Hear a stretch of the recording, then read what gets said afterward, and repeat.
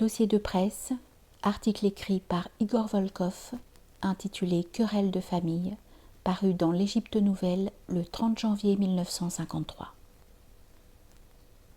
Dans mon exposé, que vous avez eu l'amabilité de publier dans l'Égypte Nouvelle du vendredi 23 janvier 1953, exposé qui était destiné à un groupe de personnes dont la présence attestait un intérêt commun et une certaine familiarité avec les idées énoncées, vous avez pris la peine, et je vous en remercie, de relever quelques points qui ne concordaient pas avec vos vues personnelles, ni d'ailleurs avec celles de certains des assistants. Vous dites entre autres que, à en juger par mes paroles, l'activité prévue pour le groupement est singulièrement restreinte, et que c'est tout juste si je ne recommande pas chaleureusement de se tourner les pouces. Permettez-moi de vous faire remarquer que si la nécessité des activités ne s'est pas imposée à nous avec la même évidence que la nécessité de former ce groupement, c'est que la nature même de ces activités n'était pas encore très précise. Et dans ce cas, se chercher à tout prix une activité serait simplement la poursuite de l'action pour l'action, notion qui n'est pas forcément naturelle à tout le monde. Comme si on ne pouvait pas être sans agir. Comme si on n'affirmait son existence que par une agitation continuelle. Comme si la pensée n'avait pas une existence propre, se suffisant à elle-même indépendamment de toute application.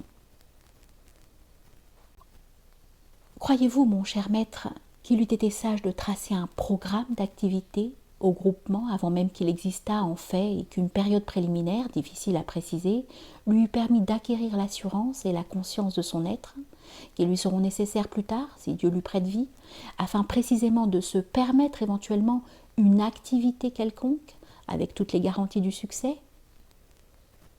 Je réaffirme encore une fois que si quelques amis se sont par 2 fois à 2 ans d'intervalle réunis pour commémorer la mémoire de René Guénon et apporter le témoignage de leur attachement à son œuvre, c'est qu'ils étaient unis par un besoin de communion et de solidarité dans la pensée, sans aucune idée préconçue d'action immédiate.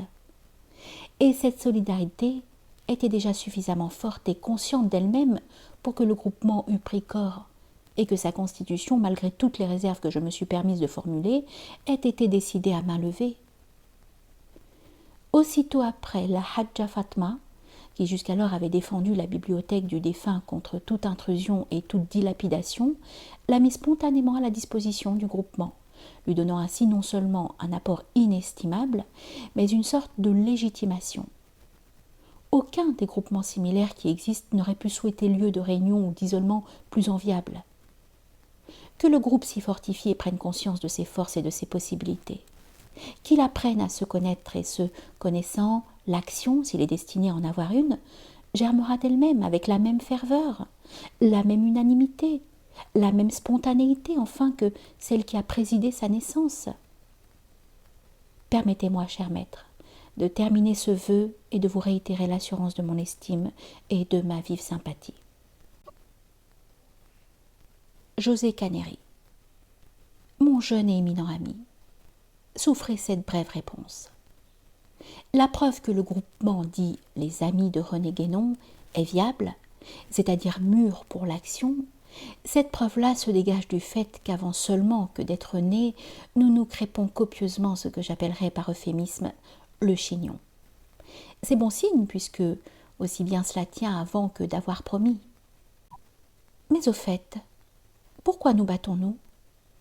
Nous nous battons, sauf erreur, parce que j'ai osé dire que la constitution d'un groupement équivalait à une mobilisation qui est, comme chacun le sait, la préface d'une prochaine entrée en campagne, et que ce branle-bas ne signifierait pas grand-chose si le groupement en question constitué devait se borner à organiser des parties de sommeil dans la bibliothèque de feu René Guénon. Vous répondez qu'il en doit être ainsi jusqu'à ce que le rassemblement en gestation se découvre un objectif et sache enfin ce qu'il veut. La pensée, pour être, n'ayant pas besoin d'agir. Bravo. Dans ces conditions, la pensée n'a qu'à demeurer à l'état statique, car en se cotisant avec d'autres pensées pour proclamer le néant de toute action, elle vous acculerait, soit à trahir votre volonté, qui est de bouger le moins possible, soit à camoufler l'intention même du défunt, dont nous prétendons nous instituer les truchements infaillibles. Cette intention résulte sans équivoque des textes légués par René Guénon en personne, textes que, sur ma pressante demande, notre commun et précieux camarade Gabriel Boctor a bien voulu déterrer dans l'œuvre même du paisible métaphysicien, pour m'obliger et que nous publions à la suite de ce Galimatias. Pousserons-nous le paradoxe jusqu'à substituer nos propres conceptions à celles clairement exprimées par le mort? Croyez à mon entière et cordial dévouement. José Canéry. Gabriel Boctor. Cher maître, dans l'avant-propos de La crise du monde moderne, René Guénon écrit: c'est pourquoi nous commencerons par montrer les caractères de cette époque sont bien réellement ceux que les doctrines traditionnelles ont indiqués de tout temps pour la période cyclique à laquelle elle correspond. Et ce sera aussi montrer que ce qui est anarchie et désordre à un certain point de vue est pourtant un élément nécessaire d'un ordre plus vaste, une conséquence inévitable des lois qui régissent le développement de toute manifestation. Du reste, disons-le tout de suite, ce n'est pas là une raison pour se contenter de subir passivement le trouble et l'obscurité qui semblent momentanément triompher. Car s'il en était ainsi, nous n'aurions qu'à garder le silence. C'en est une, au contraire, pour travailler, autant qu'on le peut, à préparer la sortie de cet âge sombre dont bien des indices permettent déjà d'entrevoir la fin plus ou moins prochaine, sinon tout à fait imminente.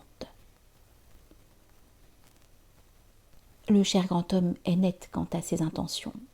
Ou alors, comme vous le dites si bien, pourquoi créer cette association des amis de Guénon? Votre dévoué de tout cœur, Gabriel Boctor.